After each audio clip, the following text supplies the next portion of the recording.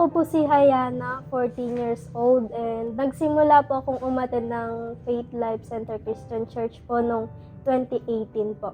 Nung first time ko pong umattend dito, wala pa talaga po akong masyadong natututunan po noon. Hindi pa po ako masyadong open po sa sa mga napapakinggan kong words.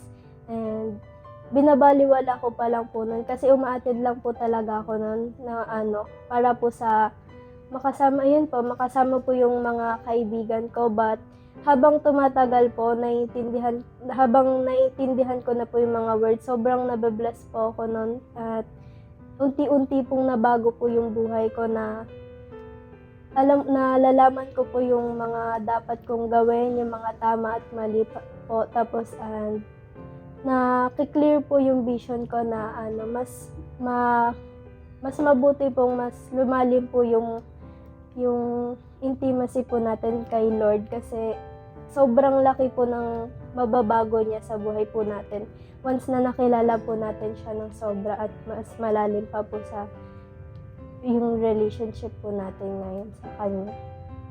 Yung yung first po, yung nakita ko pong pagbabago is yung mga po namin, yung mga pag-aaway po namin. Dati po kasi pag nag-aaway-away po kami ng kapatid ko po, parang sobrang dami pong lumalabas na unnecessary words po sa bibig ko. Like, yung mga pagmumura po, tas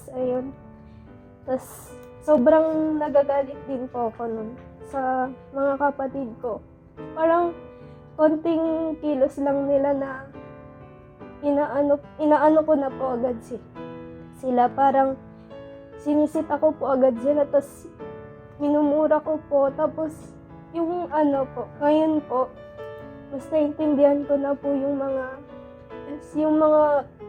gusto po ni Lord na mas mangyari po sa buhay ko, na yung mga yung mga magaganda pong magagawa ko pa po sa family ko.